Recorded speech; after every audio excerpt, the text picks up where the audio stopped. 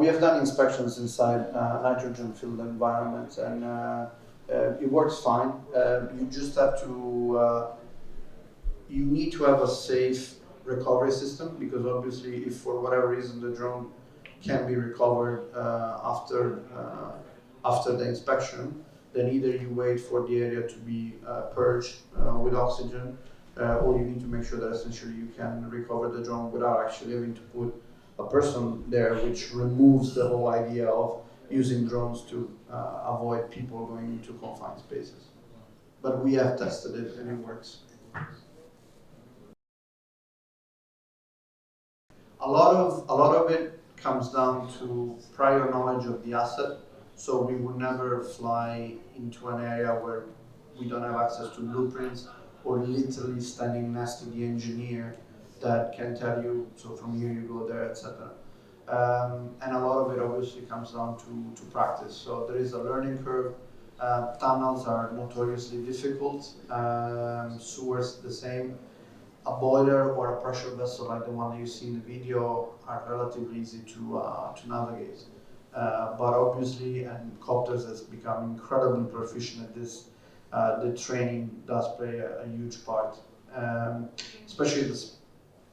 Especially the specialized training that they offer really teaches you not just to fly the drone, but really how to plan an inspection from A to B. So battery management, risk avoidance. So yeah, I mean, just a few more words maybe about the company if there are any questions. But the whole idea and the mission and purpose is really to avoid putting human into confined spaces.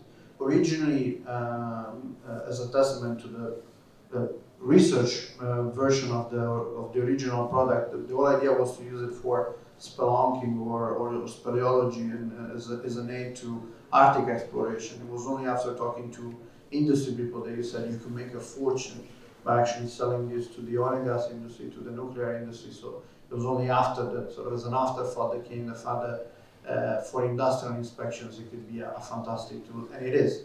The reception of the Elios 2, and George, maybe you can say a few words about that. We launched it 9 months ago here in the UK, in London, and the reception has been absolutely phenomenal. Once again, infrastructure, nuclear, military, oil and gas, they're all buying into this for 3 very simple reasons, which makes our job as salespeople very, very easy. It's a product that has a pitch for everyone that you talk to inside a company. If you're talking to the CFO, you're showing the kind of savings that you can have when inspecting confined spaces, you will be blown away. If you're talking to an operation manager, you can tell him that he doesn't have to put his people anymore on a scaffold, on a rope to inspect the chimney. He's going to be really happy with that. And when you talk about the maintenance people, you can tell them that you can cut in half the shutdown time. Once again, it's going to be an immediate win. So regardless of whom you pitch it to, there is a positive argument to be made in terms of ROI, in terms of health and safety, and in terms of downtime.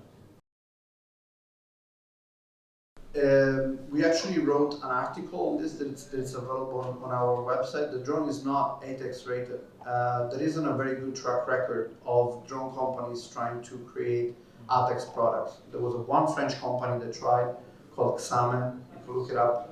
It went bankrupt last year. They were bankrolled by Total. So not exactly a lightweight. The 2 main issues with ATEX rating are the propellers and the static energy they create, and the battery. Even if we were to switch to wood propellers, you still have the issue of the battery. Nonetheless, the majority of our clients, especially here in the UK, I would say, comes from the oil and gas industries. So for the most part, a hot work permit will give you all the leeway that you need in order to operate into a tank or another sort of ATEX regulated area.